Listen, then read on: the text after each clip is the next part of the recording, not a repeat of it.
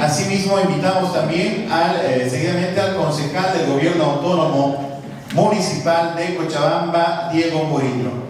Fuertes los aplausos, por favor, para recibir al concejal Murillo, Diego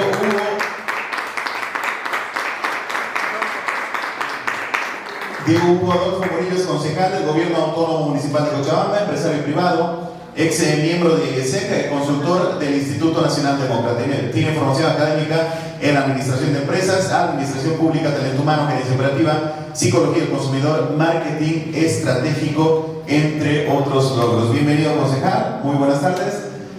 Comenzamos, por favor, con la pregunta, en este caso, que se la vuelvo a repetir. Bolivia está a punto de cumplir su independencia. ¿Cuáles son los principales elementos en lo político, económico y social que se deben tener en cuenta para construir un modelo de desarrollo para la Bolivia del Bicentenario?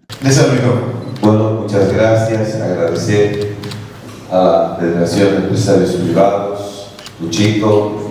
Muchas gracias, Claudia, por la invitación. La verdad, como una autoridad circunstancial, coyuntural, pues he tenido una mejor objetividad de lo que está pasando, de lo que ha pasado. Qué importantes son esas palabras de Filemón Escobar cuando decía que realmente para hacer una proyección, para ver adelante, tenemos que echarle un vistazo atrás, analizar el presente para poder hacer una proyección en el futuro. Creo que la pregunta que me haces que se genera, es importante primero que hagamos una reflexión en los tres puntos que mencionas, en lo político, económico y lo social. Pero creo que también no deja de que tengamos que hacer una opinión de lo ambiental, ¿no?, que es decisivo en la existencia del ser humano. Y creo que conlleva mucho lo político, económico. Bueno, el resultado de lo político-económico es lo social, ahí se ve el reflejo, y también la parte ambiental. Creo que lo político en los últimos 15 años se ha polarizado junto a los políticos que en la actualidad siguen en ejercicio, y ahí tenemos muchos sectores que están en descontento. Creo que hay demasiados sectores que piden, demasiados sectores que demandan, y creo que esta reflexión de lo político-económico va a proyectar a lo social. En lo económico creo que hay que hacer una reflexión muy dura. Imagínense, son casi 14 a 15 años que el movimiento al socialismo ha estado presente, y quiero tocar un temita bien importante, ¿no?, que sin seguridad jurídica no tenemos un norte, y por tanto no vamos a ser nunca atractivo a las inversiones. Miren, hay unos datitos que quisiera compartir con ustedes. En estos 14, 15 años se han manejado más de 50.000 millones de dólares. Hay que sumarle esto, 15.000 millones de dólares en reservas, es decir, estamos hablando de 65 millones de dólares. Lo vamos a poner aquí. Y aquí nos vamos a imaginar obras que no han funcionado, obras que se han gestionado. Tengo aquí 28 obras que se han ejecutado. Les voy a leer las más importantes, por ejemplo, Papel Gol, Centro Quipus, como 6 aeropuertos, plantas de hidrocarburos. Imagínense, estamos hablando de 18.000 millones de bolivianos. Aquí le vamos a poner 18.000 millones de bolivianos. Aquí estamos hablando de 65.000 millones de bolivianos y un aditamento más. Vamos a hablar de nuestros amigos que siempre los hablan y los mencionan, que son satélites, barcazas, aeronaves. Estamos hablando de más de 3.000 millones de bolivianos. Como si nada, juntando todo, por un lado tenemos 65.000 millones de dólares, y aquí tenemos más de 31.000 millones de bolivianos. ¿Cómo está el sector de la salud en infraestructura? ¿Cómo está el sector de la salud en el sistema? ¿Cómo está el sector de la educación? ¿Cómo está el sector productivo? ¿Cómo está el sector privado? Creo que en todo este tiempo todos esos sectores están totalmente quebrados, abandonados. Y estamos hablando en general, porque si empezáramos a detallar, realmente creo que en estos últimos 14, 15 años no ha habido una Bolivia planificada. Hemos entrado a desmantelar en la parte política y despilfarrar en la parte económica. Y como resultado que tenemos, un sector social totalmente quebrado, abandonado. ¿Por qué hablamos de una reseña de atrás? ¿Por qué empezamos a hacer un análisis de atrás? Porque realmente cuando hemos tenido la capacidad de tener grandes recursos para mejorar todo lo que es salud, educación, el apoyo al sector productivo, el apoyo al sector privado, no se ha hecho nada. Y estos son los resultados. Ahorita estamos en un colapso. ¿Y qué decir de que se querían institucionalizar los modelos cubanos, venezolanos con bonos? ¿Ustedes creen que los bonos han sido un remedio? Imagínense, 1.600 millones de dólares el gobierno tiene que invertir como subvención en los hidrocarburos. ¿Por qué en vez de subvencionar con 1.600 millones de dólares no se ha planificado en reemplazar el sector del transporte por vehículos eléctricos? Entonces, ¿a qué conclusión llegamos? De que no hemos planificado. Hemos tenido una Bolivia de 14, 15, 20 años sin una planificación. Qué importante es de mirar atrás, ¿no? Para decir, oye, ¿cuánta plata nos hemos farreado? ¿Cuánta plata no hemos utilizado bien? Entonces, ¿qué tenemos? Un sector social totalmente quebrado. Porque es así. Lo político, lo económico, incide en lo social. Desde el 2016 al 2019, y como ya alguien me antecedía, pues en Bolivia se ha caracterizado desde los españoles con los saqueos. Y hablamos de la descolonización, de la despatriarcalización. Entonces yo creo que nos regamos las vestiduras y hablamos de que hemos tenido un desequilibrio en la sociedad. Claro ejemplo, todos los sectores de la sociedad están en un gran descontento. Los transportistas quieren hacer subir, los maestros están mal pagados,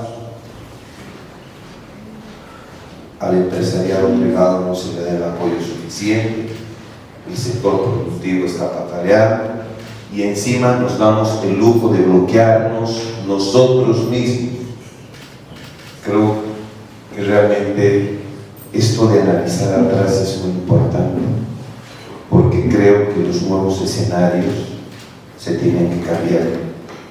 Y este hecho del desequilibrio social es totalmente un escenario grande para las economías informales.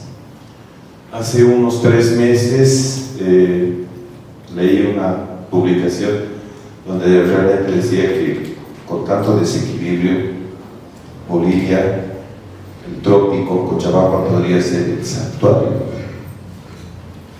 de la economía informal.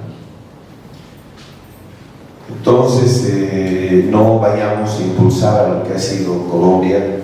Colombia ha tardado mucho en levantarse, se ha levantado, ha estado en las cenizas, y lo primero que ha pedido Colombia no es plata. Lo primero que ha pedido Colombia es que realmente sea bien planificado. Y ahora les tenemos a nuestros hermanos ecuatorianos que están pasando por lo mismo. Entonces, qué importante es mirar atrás, qué importante es hacer un análisis de lo que teníamos, cuánto teníamos, y no lo supimos utilizar, no lo supimos gastar. El otro día leía en un artículo de que realmente de las 200 universidades de Latinoamérica, de las que más se jactan, están entre las 200 universidades que están en segundo lugar o tercer lugar en Europa y Estados Unidos. Imagínense, la UNAM de México está en el puesto número 190 y por encima de la UNAM de México está una universidad de Singapur. México tiene más de 250 millones de habitantes. Esta ciudad de Singapur está con 3.5 millones de habitantes. México maneja más de 2.500 millones de dólares en el PIB y Singapur es ni la tercera parte. ¿Qué se le da atención? A la educación, a la salud y sobre todo un tema que es muy importante y siempre lo tocaba Filemón Escobar, que es la célula de la sociedad, la familia. Si tú tienes una célula de la sociedad pobre, es decir, una familia pobre, ahí son los resultados de los feminicidios, infanticidios, no es nada más que células de la sociedad muerta. Entonces, qué importante hubiera sido de que con tanto dinero, con tanto presupuesto, con tanto poder, pudiéramos dar apoyo a lo que es salud, educación, el apoyo al sector productivo, al privado. Me refiero al sector productivo y al privado, una ciudad, un país atractivo a las inversiones. México vive del turismo. ¿Por qué no hacer en Bolivia, con tantos lugares tan bellos, una ciudad turística? ¿Qué turista qué le va a dar? Miedo de venir a un país donde te puedes quedar cualquier rato bloqueado, estancado. La verdad, ahorita es como para ponerle 3 velas a los empresarios privados, porque sabe Dios, el empresario privado solo se puede apoyar en Dios y nadie más, porque seguridad jurídica el país no se debe. Apoyo, incentivo, no se debe. Y para terminar, en esta parte, el tema ambiental es muy importante. Creo que ni qué decir que durante el gobierno de Morales se han aprobado bastantes leyes que atentan contra la seguridad ambiental, es decir, estamos atentando contra la existencia del ser humano. Y creo que eso, más allá de atentar contra nuestra propia vida, yo creo que hemos estado derrochando grandes cantidades de dinero en temas que no van con lo que realmente la sociedad le pide desde un punto de vista político, económico. Ahora, yo creo que quisiéramos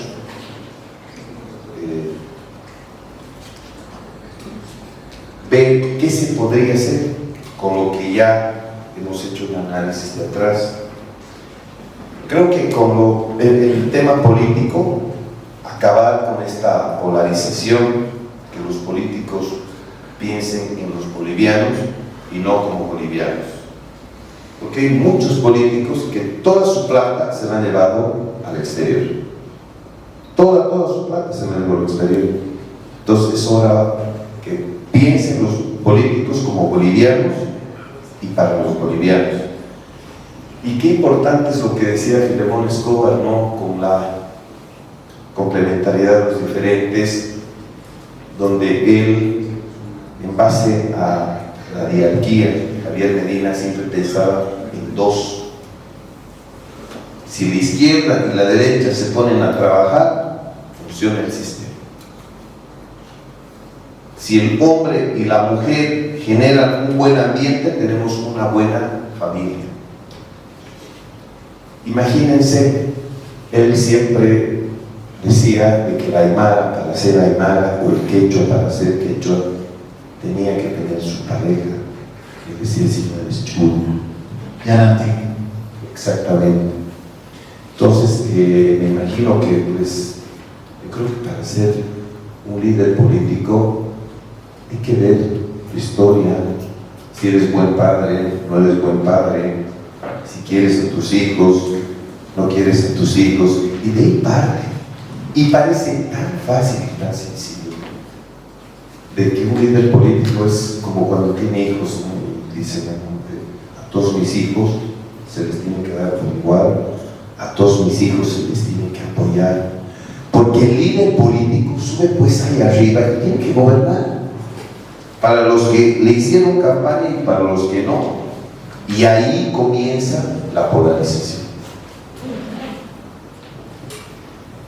Entonces creo que es importante también que en estos nuevos escenarios surjan nuevos políticos que hayan trabajado en sus regiones, que hayan hecho por sus regiones, porque hasta cuando pides una experiencia laboral, dices, a ver, que alguien quiere en tu banco, tiene que tener una experiencia, decir, oye, a ver, ¿quieres ser en tal banco? ¿Qué has sido? ¿Cómo has trabajado? ¿Qué has hecho? Yo creo que el mismo escenario tiene que surgir para los políticos. ¿Qué hizo? Trabajó por su región. ¿Cómo lo hizo en su región? ¿Un buen padre? Se las ingenió, porque también hay que ingeniar más.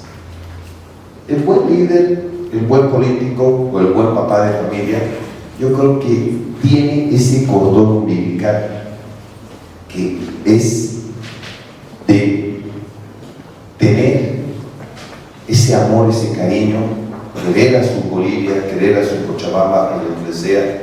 Entonces creo que se tiene que ser un escenario para los nuevos políticos. En lo económico, el modelo económico que tenemos es muy endógeno, todo de adentro. Todas las empresas públicas son deficitarias. Si no, entren muy facilito al Google y pongan mega horas que no funcionan y ahí les van a salir. Y ahí les van a decir, no está en uso, fue abandonado, no funciona, no trabaja, rinde menos. 18.000 millones de bolivianos. Entonces creo que en la parte económica tenemos que tener cimientos, pero bien fuertes, productivos. Seguridad jurídica, garantías jurídicas, que el inversionista diga, sí, quiero ir a Bolivia, quiero poner mi plata, porque sé que me van a respetar, sé que me van a apoyar. Nueva ley de inversiones, lo que ha pasado con el gas, por ejemplo. El gas que ha usufructuado el señor Evo Morales ha sido el producto de unas proyecciones que se ha tenido. Él llega para su suerte donde estaba en su auge. Vendíamos gas a la Argentina, vendíamos gas al Brasil, ahora de vendedores vamos a pasar a ser compradores, justamente porque la nueva ley de inversiones tiene que proteger y no pintar cuentos, como les dijeron al presidente Lucho Arce, le dijeron, no, con 1.400 millones de dólares nosotros vamos a perforar 12, 14 pozos, y creo que han sido los huecos más caros de Bolivia, porque con 1.400 millones de dólares no se ha encontrado nada, y eso es justamente porque no había una seguridad jurídica. La ley de inversiones estaba peligrando, un nuevo código de comercio que es importante, un nuevo código tributario que merece para todos, y el tema de las APPs y digitalización gubernamental. Con esto de las APPs yo creo que es unas herramientas que le permiten a la administración pública ser más eficientes. Imagínense Colombia, la alcaldía de Medellín, hace tiempo, hace unos 2 o 3 meses tuvimos la presencia del secretario de Planificación de la alcaldía de Medellín, cuando él nos contaba que la alcaldía de Medellín tiene 39 empresas descentralizadas. Su presupuesto de la alcaldía de Medellín es de 2.000 millones de dólares, imagínense, es una barbaridad. Y y ellos están construyendo en base a la planificación y a las APPs, las alianzas públicas-privadas, que son estrategias increíbles que nos van a ayudar. Un claro ejemplo: la alcaldía de Cochabamba tenía su feria internacional que les rentaba más o menos 1.100.000, 1.200.000, 1.500.000 al año. Ahora, haciendo una alianza público-privada, en un mes han generado, o en días han generado, creo que 18 millones de bolivianos. Imagínense, se ha generado como 18 veces más. Pero eso pasa porque ahora, con esta herramienta que son alianzas público-privadas, entra la tecnología, el software de los inversionistas con el apoyo del sector público y se genera una sinergia. Entonces creo que es muy importante que se le dé énfasis a lo que es todos estos cimientos productivos. Y ni qué decir, si en lo político y en lo económico tenemos un equilibrio, entonces el sector social, ya por inercia, yo creo que ya es un tema y es el resultado. Creo que en la parte ambiental quiero hacer un énfasis también de que tanto despilfarro hemos tenido. Imagínense, tenemos 9 con nuestra ciudad del Alto, ya somos 10 departamentos. De los 10 departamentos, ¿cuántos tienen una planta de tratamiento de residuos sólidos? Creo que ninguno. Son puros botaderos. De los 10 departamentos, ¿cuántos departamentos tienen una planta de residuos de aguas líquidas? Como aquí nuestra planta de Agua Rancho, que ya pronto se va a inaugurar. Estamos con la parte técnica de la maquinaria, donde es la segunda planta de tratamiento de líquidos de Agua Rancho. Pero yo creo que todos los departamentos deberían tener contacto de despilfarro de plata. Imagínense, por una parte son más de 65.000 millones de bolivianos y por otra más de 30.000 millones de bolivianos. Entonces, realmente es como cuando un papá no dice: a ver, tengo 10 hijos y a mis 10 hijos ¿qué les voy a dar? A mis 10 hijos ¿qué les voy a ayudar? A mis 10 hijos ¿cómo les voy a dar? Parece muy difícil, haciendo una cronología del hecho parece un poco fácil, pero qué importante es que hayamos visto atrás cuánto despilfarro, cuánta mala planificación. Y creo que si queremos llegar al 2025, pues seamos realistas. Y la realidad es de que hemos tenido una Bolivia totalmente desplanificada, no había planificación, y de que así de fácil se han cargado la plata. El gas, se hizo gas, según los análisis, creo que si se acaba el gas de aquí a unos años, como si nada, una garrafa podría llegar a costar entre 100 y 120 bolivianos. Yo creo que es momento de preocuparse y no seguir viendo de palco lo que está pasando en nuestro país. Creo que es momento de ponerse la mano al pecho y no dividirnos, porque creo que este tipo, cuando estamos en preelectoral, en un momento preelectoral o en situaciones de elecciones, creo que el boliviano, mientras más unido debería estar, empieza a dividirse. Me parece muy interesante que existen estos tipos de conversatorios, porque son análisis que nos nutren a los bolivianos, a los empresarios, a ver la problemática real que a veces la tenemos tapada por la coyuntura del tiempo, del momento.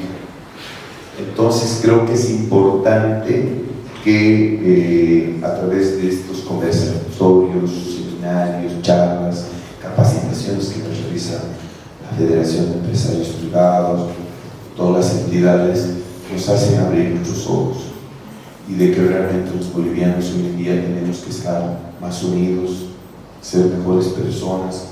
Creo que es importante que la cooperación exista desde ser mejores personas, desde ser mejores líderes de familia en nuestros hogares, y creo que este es un tema para que todos podamos reflexionar, porque la verdad, siendo sinceros, no creo que sea muy próspero como vamos a llegar al bicentenario.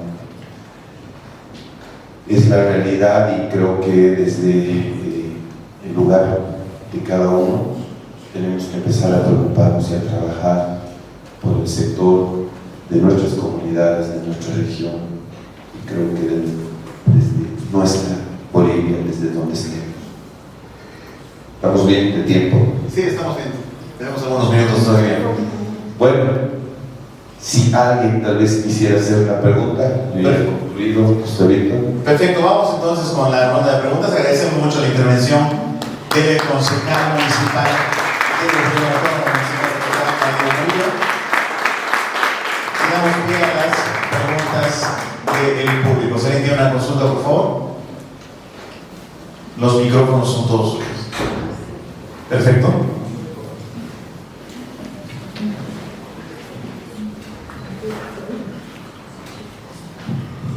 Buenas tardes, mi nombre es Rubén Ramos, soy ingeniero financiero y comerciante emprendedor. Bueno, hace rato la disertante decía que en su concepción personal era que el mercado no puede regularse. Yo le pregunto al concejal, ¿el comportamiento que sufre ahora el dólar en el mercado paralelo no es una autorregulación de la oferta y la demanda? Esa sería mi pregunta. Gracias. Gracias. ¿Se ha entendido la pregunta? Sí. Perfecto. Bueno, creo que desde hace muchos meses nos andamos preocupando con un tema que es importante para todos los bolivianos, que es que no existan los dólares. También hay un efecto psicológico que ha estado poniendo en la ciudad, y este es por el temor. Este es justamente cuando no hay una seguridad jurídica. La gente se empieza a desesperar, pues como cuando pasa un mensaje en las redes sociales y dice se acaba la gasolina, o se va a acabar la gasolina, y todos, aunque tengas mitad de tu tanque, como loco vas a los surtidores y empiezas a llenar tu tanque.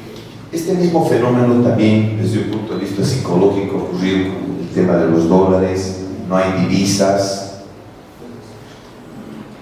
Y aunque no crean los bloqueitos por aquí de 35 días, 45 días, 20 días aquí, 20 días allá, son efectos multiplicadores.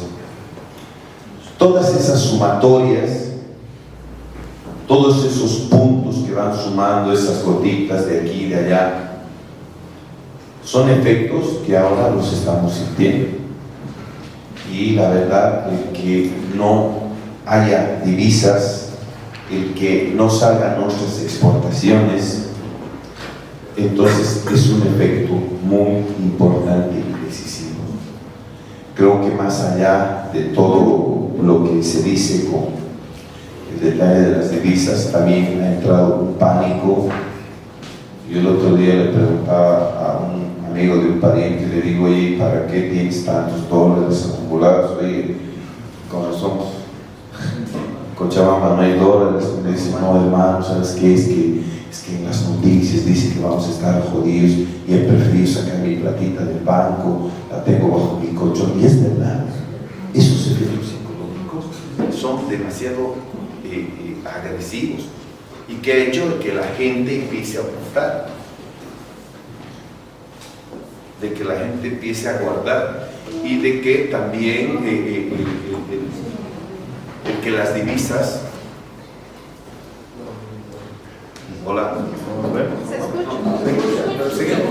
Entonces, todos esos efectos, esas gotas han hecho que realmente pues haya esta carencia de divisas, y por eso están escaseando los dólares. y también es el fruto del freno que se le tiene a nuestros exportadores y a los compromisos que se tienen con mercados internacionales. Perfecto, tenemos por allá otra consulta, por favor, mientras arreglamos el tema de los micrófonos. Ahora sí, ese era el micrófono. Buenas tardes, mi nombre es Gary Terraza, represento a la Cámara Departamental del Libro y la pregunta va un poco relacionada con el tema de las alianzas. Usted decía hace rato que en Medellín se va mucho por el tema de alianzas público-privadas y a nosotros nos gustaría tener una idea clara en qué podemos aliarnos con nosotros. Nosotros trabajamos temas culturales, netamente ferias del libro, en distritos, en municipios, en diferentes lugares de Cochabamba. ¿Es posible llegar a alianzas con el municipio de la manera en que se las plantea como Medellín? ¿Es posible? Bueno, la verdad, como productores de libro, yo tenía un amigo que también vende libros y me decía que cuánto ha caído con el tema del internet, de las redes sociales, los mismos periódicos ya son digitales. Con las prohibiciones del gobierno. Bueno, y con algunas prohibiciones del gobierno, encima como cherry o la torta. Pero yo creo que si tú formulas un proyecto, que vaya y sea provechoso y le interese al municipio, con todo gusto. Creo que es importante y depende mucho de lo que tú vayas a enfocar y si es provechoso para el municipio y si el municipio está de acuerdo, con mucho gusto va a ser una alianza público-privada, porque no te olvides que estas alianzas, como su nombre dice, público-privadas, que son las nuevas herramientas con una visión estratégica, nos ayudan en momentos en los cuales, por ejemplo, no hay liquidez. El tema de las luces LED, necesitábamos casi 160 millones de dólares para tener el tema de las luces LED. Pero ¿qué se hizo? Se hizo una alianza público-privada, porque antes, les voy a poner un ejemplo, esta bombilla que iluminaba 100 watts, ahora ilumina 10 watts y tenemos 90 watts de ahorro. Con ese ahorro se va a pagar a las luces LED, y cuando se acabe de pagar a las luces LED, me imagino que va a seguir habiendo un ahorro, y ese ahorro va a hacer a que disminuya el consumo energético o haya algún provecho. Pero sí, en esa alianza hay un interés para el privado y el municipio, con seguridad que la alcaldía de Mil Amores te va a aceptar y va a ser una alianza público-privada con el sector que más conviene. Perfecto, tal vez una pregunta más. La última, por favor. Desde el micrófono. Gracias. Para curiosar aquí a la pregunta, más de carácter personal, tal vez a usted, con esto de las APPS, quisiera sacar un poco a un lado lo que es el gobierno municipal. Estas APPS quisiera ver si están en su mente fuera de la corrupción, porque en realidad hacer una alianza público-privada nos conlleva con ese aceiteamiento que nosotros podemos llegar a las empresas públicas. Nosotros como privados tenemos que aceitear al gobierno. ¿Qué opina usted para el bicentenario? Eliminar esa corrupción. A usted, como de carácter personal, usted lo ha visto esas APPS en otros lugares, ¿no? Podríamos eliminarlas, o tal vez mucho más allá, al 2030 tal vez. Perdón, una consultita más, no le entendí muy bien. ¿Usted quiere que se eliminen las APPs? No, hay las APPS tiene que haber, pero hay una funcionalidad que nosotros como privados tenemos que enganchar una construccioncita a veces, ¿no? La comisión. Entonces, la comisión. ¿Cómo eliminamos esa construccioncita? Para usted.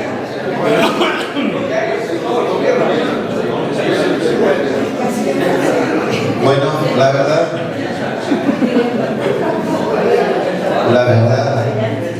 miren,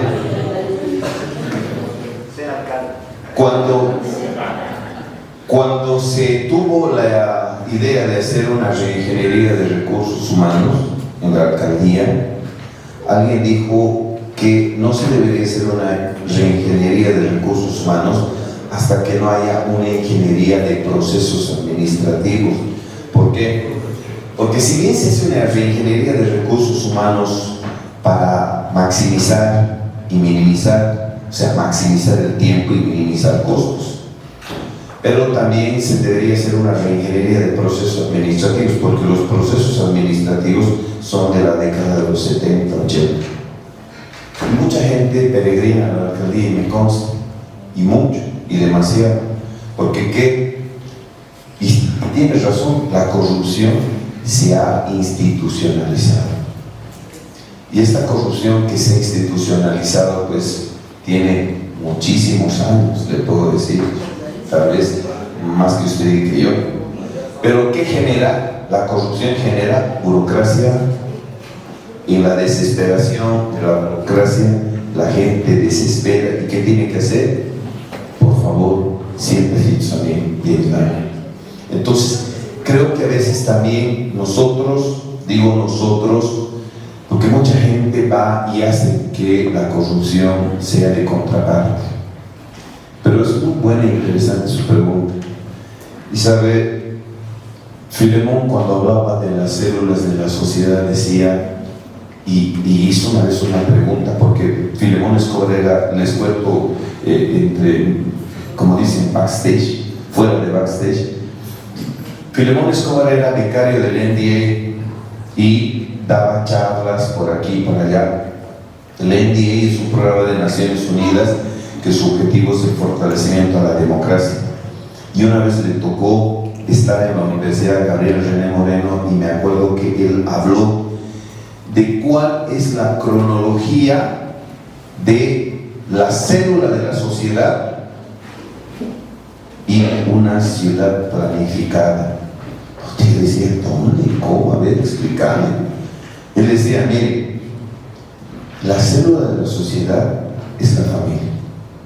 Y si tú no tienes buenos nutrientes en tu familia, estás creando a un mal ser, un mal tipo, un tipo sin principios, sin cualidades. Y si tú creas una persona sin principios y valores de cualidades y llega a ser un funcionario público, ¿cómo creen que es este funcionario público? Déjame, corrupto o inclinado a algunas tendencias medio legales. Entonces, qué importante es que nosotros tengamos en la célula de la sociedad, la familia, buenos hijos, que generemos valores, pero la verdad, eso también parte por nosotros. Espero que me haya respondido. Gracias. Agradecemos las palabras y la presencia nuevamente del concejal Diego Morillo. Muchas gracias.